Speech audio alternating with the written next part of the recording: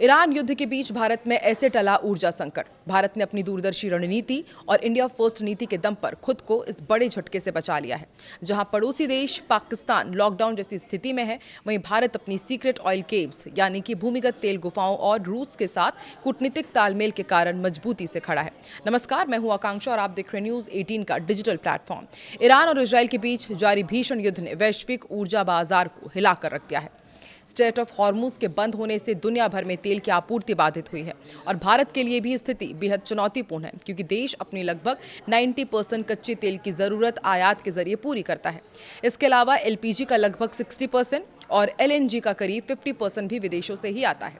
हालांकि भारत ने अपनी दूरदर्शी रणनीति और इंडिया फर्स्ट नीति के दम पर खुद को इस बड़े झटके से बचाया।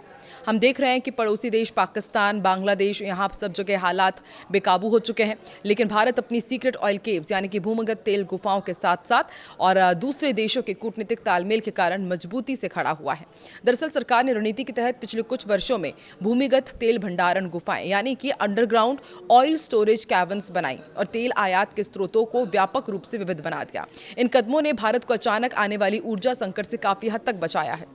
और केंद्रीय पेट्रोलियम मंत्री हरदीप सिंह पुरी के मुताबिक भारत के पास फिलहाल करीब 25 दिनों का कच्चा तेल भंडार मौजूद है।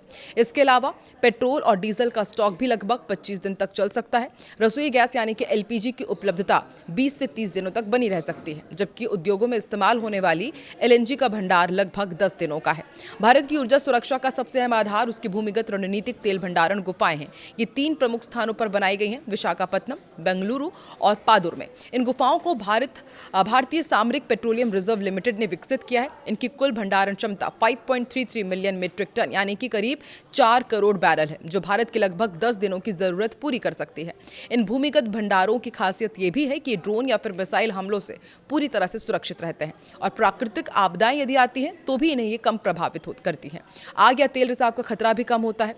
सरकार ने अभी तक इन रणनीतिक भंडारों का इस्तेमाल नहीं किया है।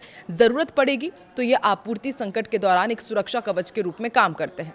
ईरान युद्ध के बाद भारत ने अपने तेल आयात के स्रोतों को और अधिक विविध बनाया है। सरकार के मुताबिक अब भारत करीब 40 देशों से कच्चा तेल आयात कर रहा है, जिनमें यूरोप, लैटिन अमेरिका और पश्चिम अफ्रीका शामिल है। अब भारत के करीब 70% तेल आयात ऐसे समुद्री मार्गों से आ रहे हैं जो स्ट्रेट ऑफ हॉर्मुज पर निर्भर नहीं है, जबकि पहले यह हिस्सा करीब 50 to 55% था। भारत की ऊर्जा रणनीति में रूस से आयात होने वाला तेल भी अहम भूमिका निभा रहा है।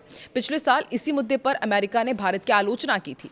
अमेरिकी राष्ट्रपति डोनाल्ड ट्रंप ने उस समय रूसी तेल खरीदने को लेकर भारत पर अतिरिक्त 25% टैरिफ भी लगाया था, लेकिन मार्च 2026 में मिडिल ईस्ट संकट के चलते अमेरिका ने भारत को रूसी तेल खरीदने की अस्थायी छूट दे दी। इसके बाद भारत ने तेजी से रूसी तेल खरीद बढ़ा ली और रिपोर्ट्स के अनुसार भारत ने करीब 3 करोड़ बैरल रूसी कच्चा तेल खरीदा है, जो दक्षिण एशिया के आसपास टैंकर्स में मौजूद था।